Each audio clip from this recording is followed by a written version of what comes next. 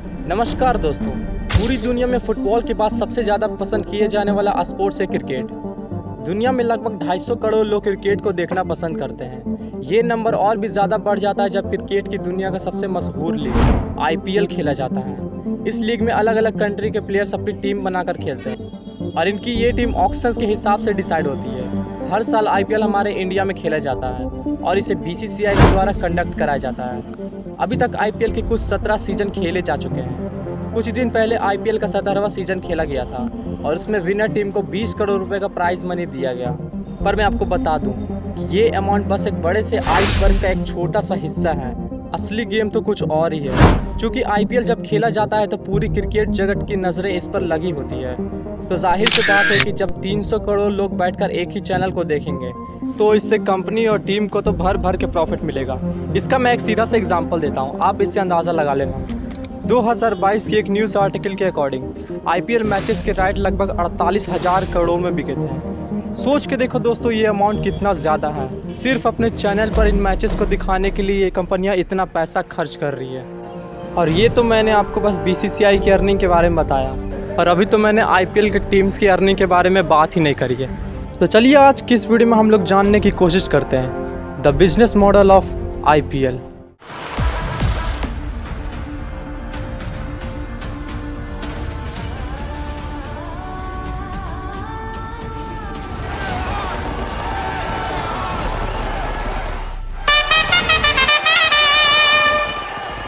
तो आइए सबसे पहले हम लोग जानते हैं कि आईपीएल की शुरुआत कैसे हुई थी। आईपीएल स्टार्ट होने से पहले हमारे भारत में एक और क्रिकेट लीग खेली जाती थी जिसका नाम था आईसीएल। इसका फुल फॉर्म होता है इंडियन क्रिकेट लीग। आईसीएल का कॉन्सेप्ट भी बिल्कुल सेम आईपीएल के जैसा ही था।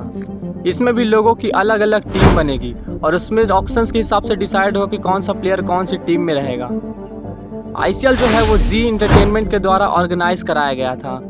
जी हाँ, ये वही जी है जिसके जी टीवी और जी सिनेमा जैसे चैनल्स हैं। लेकिन यहाँ पे प्रॉब्लम ये आती थी कि बीसीसीआई नहीं चाहता था कि कोई भी ऐसा टूर्नामेंट हो जो बिना उसकी देख रेख के खेला जाए। इसके अलावा आईसीसीआई ने भी इस लीग को मंजूरी देने से मना कर दी।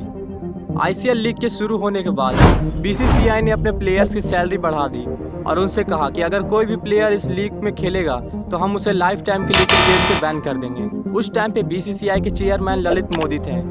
2007 में ललित मोदी ने ऑफिशियली आईपीएल लीग की घोषणा कर दी और साल 2008 में आईपीएल का पहला मैच खेला गया और इसे काफ़ी लोगों के द्वारा पसंद भी किया गया था। आईसीएल में प्लेयर्स पर बैन लगाने के बाद साल 2009 में आईसीएल का लास्ट मैच खेला गया। इसके बाद ये आईसीएल पूरी तरह से बंद हो गया। ललित मोदी से जब एक इंटरव्यू में पूछा गया कि क्या आपने आईसीएल से प्रभावित होकर ही आईपीएल की शुरुआत की है, तो इस पर जवाब में ललित मोदी ने कहा कि नहीं, ऐसा नहीं है। दरअसल इस लीग का ख्याल मुझे काफ़ी पहले से ही आ रहा था, लेकिन उस वक्त मैं एंटरटेनमेंट नेटवर्क का मालिक था, इस वजह से मैंने इसे शुरू नहीं किया। लेकिन जैसे ही साल 2007 में आईसीसीआई ने आईपीएल लीग को मंजूरी दे दी, तब से मैंने इसे पूरी तरह से ऑर्गेनाइज करवा दिया। 2008 में जब आईपीएल का पहला मैच खेला गया था तब ये शायद उतना ज़्यादा पॉपुलर नहीं था, लेकिन आज ठीक 16 सालों के बाद ये लीग इतना ज़्यादा पॉपुलर हो चुका है कि आज जैसे ही आईपीएल का सीजन शुरू होता है तो इंडिया के 70% घरों में सिर्फ आईपीएल का शो ही देखा जाता है। पूरी दुनिया में क्रिकेट के लगभग 250 करोड़ फैंस मौजूद हैं और ये नंबर और भी ज़्यादा बढ़ जाता है जब आईपीएल का लीग शुरू होता है।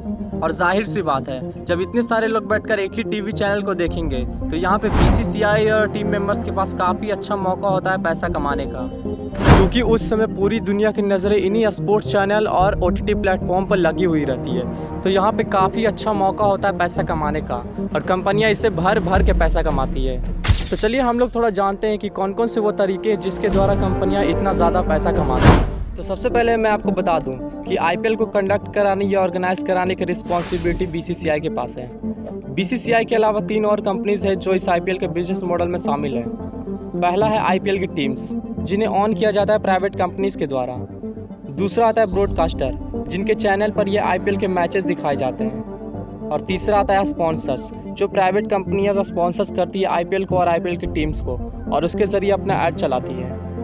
बीसीसीआई इन सब की गवर्निंग बॉडी बन के बैठा हुआ है। तो बीसीसीआई मेनली 2 तरीक़ों से ज़्यादा पैसा कमाता है। पहला आता है स्पॉन्सर्स।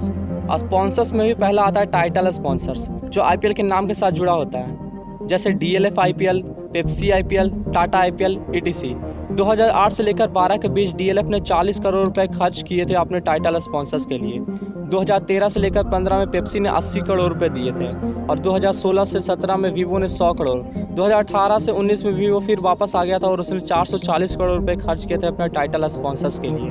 और अभी 2024 में जो आईपीएल खेला गया था इसे टाटा कंपनी ने स्पॉन्सर किया था और वो भी पूरे 2,500 करोड़ रुपए में। जरा सोच के देखो दोस्तों, 2008 से 12 के बीच कंपनी ने 40 करोड़ रुपए खर्च किए थे अपने टाइटल स्पॉन्सर्स के लिए।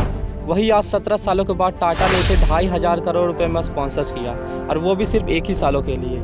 यानी कि देखा जाए तो 2008 के मुकाबले ये अमाउंट लगभग 60 टाइम ज़्यादा बढ़ चुका है। इससे आप लोग अंदाज़ा लगा सकते हो कि आईपीएल की पॉपुलैरिटी पूरी दुनिया में कितनी ज़्यादा है।